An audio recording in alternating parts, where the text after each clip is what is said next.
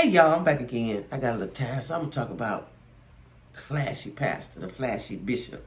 Now listen, before I get started, don't forget to make it happen for yourself. Make it happen for yourself.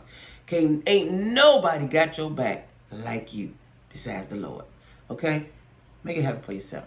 Anyway, make sure you like, share, comment, and subscribe. All my social media stuff is down in the description box. Email, Cash App, you want to donate to my channel, or me, Cash App me. Anyway, I'm talking about the Bishop Whitehead out of New York who was robbed. Now, he gave a press conference, and I didn't talk about it yesterday because I was busy. And in the video before, I tried to give him the benefit of the doubt and say he really, really got robbed. Because, why would you put a gun to your baby mouth or head or whatever? But people are saying that the gun probably didn't have no bullets in it.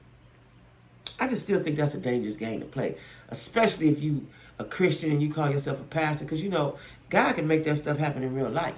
You playing like that, like you don't play with God, you don't play with them type of issues like that, right?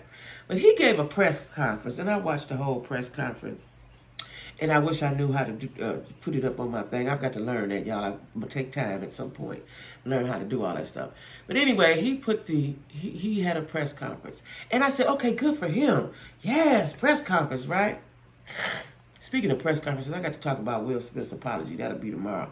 The Dayton story and Will Smith's apology, I want to upload real quick soon, y'all. But anyway, he's going to have a press conference. I was like, good for him. Yes. Face the people, right? Now, sometimes when you go public with stuff, it can backspin on you. You can have some fallback on that, right? So he gave the press conference, and he was looking pastoral. And I said, okay, good for him. And then he said, I'll answer any questions when I'm done. So he got on there. He told about how he felt like he couldn't protect his family. He couldn't protect his wife. He couldn't protect his baby. He couldn't protect his congregation. I felt all of that.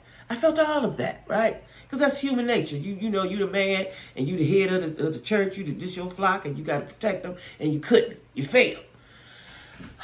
Now, I think he even shed a little tear or something, right? I was like, oh man, I'm feeling it, right? I'm in there with him. I'm with you, right? And I was with him up until it was time for the questions, right? And then he explained also that his father was killed by the police. And I think he witnessed it. And I'm gonna just tell y'all something. Anytime a parent leaves, that's harsh. But when you witness it, and when you witness it by the people that's supposed to serve and protect, that's a whole different traumatic experience, right? And I have a friend that happened to. So I know about that. That I haven't experienced that, but I can only imagine. And like I said, I have a friend that happened to. So, he was saying, but now he has confidence in the police because they have been calling him, checking on him, making sure he's all right, right? Now, they got to asking the questions, and there were certain questions he wouldn't answer. And the question that I wanted to know, they asked right away about the $90,000 that he supposedly took from the woman in his congregation. And he said, just found out today that we have taken care of that, or something to that effect. He said, they just found it out today that ain't true and that ain't happening and that. Listen, bro, the woman filed a suit. I don't know. I don't know. Y'all drop down in the comments, let me know. If you file a suit on somebody, don't you got to have some evidence or some proof or something, right? Or is it just you just go around filing suits? I don't know. He said that that's not true, and we'll find out about that later. And he can't talk about that right now. And a lot of the pertinent questions that people were asking is what I wanted to know and what we all wanted to know, but he said he couldn't answer. But then he would follow it up with, I'm an open book and I can talk about it and I'll tell you anything. He was doing a lot of double talking, right? Now that's when I said, bro might be just lying. Like, I wanted to give him the benefit of the doubt and say that people came in and robbed him, he didn't know nothing about it. But if you did all that, see, this is what I don't understand. If you're doing something, if you want to be a scam artist and you want to fraud the insurance company, a public robbery ain't the way to do it. That ain't the way to do it, because there's going to be too many eyes on you and too many people investigating, right? And then, they say he's flashy. And me personally, I don't care about what people wear and what they do. That's their business, they bought, that's their thing. I don't really care nothing about that. But, they saying his church is not up to par physically the way it looks, right? It looks homemade, but he's got on thousands of dollars or $1 million worth of jewelry or whatever, so on and so forth. And so he's just up there. What they're implying is that he's just preaching for the money.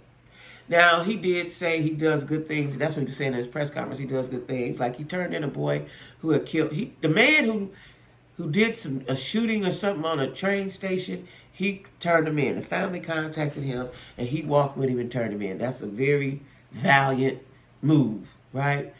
Pastors do that. And he said he does other stuff in the community, right? And maybe he does. But you got to have your ducks in a row. When you getting ready to tell a lie, when you getting ready to defraud an insurance company is big. They going to totally investigate. An insurance, now I don't know if he's, filed his insurance claims. I think he has. I want to say he said that in the press conference. But when you playing around, that's just like playing with Big Pharma when you playing with insurance companies. Like you just don't do that because they're going to do a thorough investigation. They're going to do a thorough investigation. They're going to be following you, watching you. They're going to be investigating, right? Anytime there's big fraud involved. I hope, a lot of times folks can put their own self on the chopping block, right? And it looks like that's what he's doing. I don't know. I don't know. Because if let's say he's lying, you've made a mockery of the police, and police don't like that. And you can get charges just from that alone. Besides the whatever the insurance company wants to do to you. And people just don't like flashy pastors. Now, they want the pastor to look humble and poor. I don't care about the pastor having whatever he has because he may have doing things on the side to get what he got, right?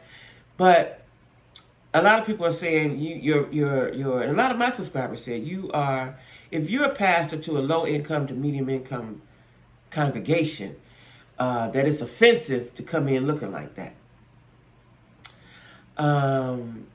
Your Gucci suits, your Fendi suits, your $1 million worth of jewelry. And I get that, right? Just me personally, I don't care what my pastor got on. If I feel that he's giving a good word and he's true and he's real, then I'm cool. This brother, I can't say that. I haven't been in his church, but from the way it looks like he didn't put enough. It looks like he put more money into him than he did into his church. And if his people like it, then they like it, right? But he's giving very much so fraudulent activity. He's giving scammer. He's giving schemer. I tried, because he's a black man, I tried to give him the benefit of the doubt. I don't know. After watching that press conference, I don't know. I don't know. And, he says the police are contacting him every day. The police play games, too. They could be contacting you, make sure they know where you are when they come to get you. So, I don't know, y'all. Is the pastor flashy or is he fishy, right? You lying or you telling the truth? And one of my subscribers, I think, said that why didn't they go for the collection plates? That maybe the collection plate, because I know at my church and most churches, once the offering is taken, they take it back in the back around there somewhere, right? You don't just sit out there. So, and then he said during the press conference that he ran after them. And he got in his car and chased them, but he couldn't find them. That was an oxymoron, because if you chased them, that means you see them. That's in my mind. If you chasing somebody, you saw them. You can't chase nothing you don't see. As soon as he said that, I was like, right? He said he chased him, but he didn't see him. So I don't know. Because you all watched the press conference for yourself. He called this press conference himself. See, he's got a lot of audacity, which I'm seeing. I don't know if the Lord came down and sprinkled audacity around the world, because a lot of folks have a lot of audacity today. I ain't never seen so much audacity and so much weirdness in my life. I have not, right? So we'll see, y'all. But drop down in the comments and tell me what y'all think after y'all watch the Watch when they rob them, and then watch the press conference, and then y'all drop down in the comments and let me know what y'all think, right? Let me know what y'all think. Is it real or is it Memorex? All right, y'all. So I got to get out of here and go work.